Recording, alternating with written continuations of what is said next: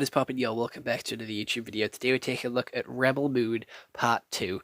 We had taken a look at Rebel Moon Part 1 a couple of weeks ago.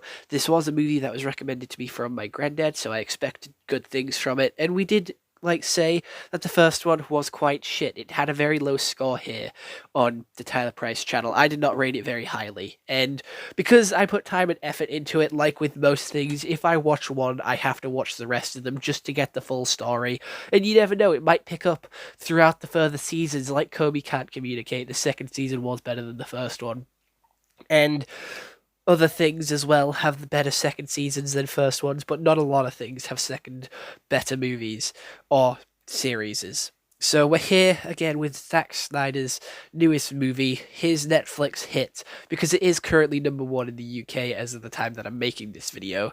And that's enough procrastination. Let's just get into the Google side of the video. So Rebel Moon Part 2, The Scavenger. Little do you know, there'll be no scavenging in this movie. So, a colony on the edge of the galaxy fights for survival against a tyrannical ruling force, relying on their efforts of a small group of rebels. So this movie picks up right where the other one left off, with the other guy being strapped up with a load of tubes and sort of going about being like, hey, I'm still alive. They're on this planet, let's go get them. And the planet is celebrating, being like, yay, we killed them, we're free, we no longer have to bow down to them, we no longer have to give them our grain. So they're all happy, all dancing about, all cheery and stuff, until, there's news that they're going to be arriving in 5 days. So they make a pretty foolproof plan with the 5 rebels going to band together to take on these massive armada of army that is coming for them. And they're going to get all the grain, hide it with the women and children in the big cabin in the back, and then after that they basically have a massive meal and talk to each other, all like the 5 rebels giving their backstories, which I didn't really care for, but they're all basically been done wrong by the galaxy, and they're like, hey, this is our final stand, if we die here we'll die with honor. And they start the mission, they start the plan with the main girl going forward. I don't know when she had time to get a haircut, but she has a haircut now. And she basically reveals more of her past, that she actually killed the princess, and that was her, that she's the actual assassin that was framed because she was forced to kill them, and then she was the fall girl. And she stands up against the evil man, the evil general, and then she was going to offer herself up, but her farmer husband is like, no, we can't let you go. And he shoots the bell, letting everyone know. One of the ships explode, then all the fucking villagers and all the army men start scrapping. The villagers are winning, then the army men start winning. They bring out a tank, a couple more ships explode. The farmer man and Cora then fly up to the main ship and blow it up from the inside out. They have a really cool falling battle scene as they're sliding down the ship, scrapping each other and beating the shit out of each other with lightsabers, and as they're falling. And if you've been a fan of the channel for a while, you know, like, falling, driving, skydiving scenes are always my favorite ones because they're so cool and badass, and this one was done really well. And again, this is where my attention peaked for the second time, because the first time it peaked was a little bit further back because I decided to follow Cora's story whilst I explained it first, but we're going to be going back and taking a look at the village's story. So as Cora went up into the air, everyone else on the ground, they all chilled, all vibed, fighting, and we had a couple of the rebels die, with some of them getting their arms chopped off, some of them getting stabbed, some of them getting shot, but all the main characters survived, so don't worry about that. Everyone who is like a main character lived. And the robot came in when the rebels were losing. The robot decided to come out of the air and absolutely destroy the shit out of the tank and saving everyone, making it explode. And that robot is an absolute fucking badass. That robot had the peak attention span of mine. Anytime he was on screen, he was cool as fuck. He is the best character in the movie, and he got as little screen time as possible. When he's on screen time, he absolutely fucking cooks. He is cooking whenever he's on screen. He is the best character, the most interesting character, and I genuinely cannot wait to see more of what he's doing. because he's going to be a huge character in number 3 because he agrees to go on a quest to find this princess who's allegedly not dead. They do kill the guy though this time. They chop his head off. However, they chop his head off screen, so he might come back as a cyborg, or they might Darth Vader him, because again, this has some heavy Star Wars implications, which is very sort of based around Star Wars. You can tell by the sort of ship design, the docking bays, the sky, the robots, the armor that the villains are wearing. It's very Star Wars based, and you can 100% tell. However, other than the two main parts which I mentioned, which were the two mind-numbing action sequences, it was shit. I'm gonna be completely honest. All the other important, in quotation marks, talking areas were crap.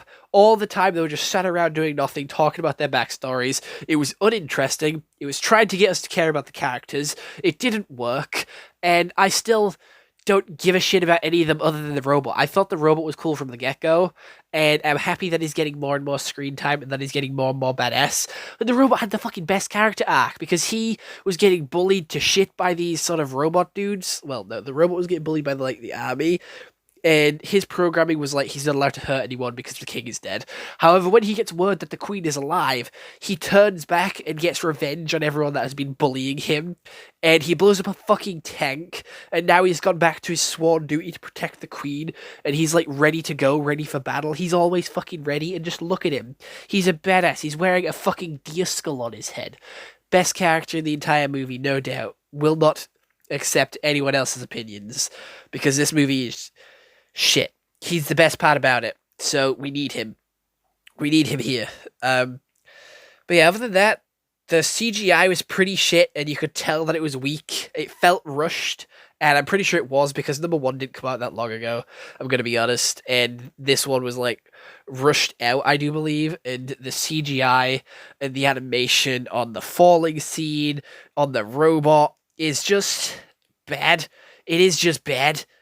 And you can tell that it's not real. I know that it's not real, like, obviously, but, like, you can just tell, and continuing the trend from the first movie, no one actually hurts the main characters. They manage to evade every single bullet coming their way.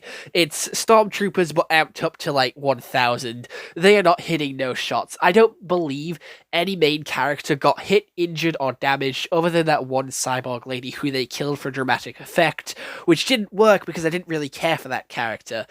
She was being miserable and mopey the entire movie, and she ended up dying, and I don't know how they can make me care for that. I don't know, but I didn't, so there you go. It wasn't that interesting.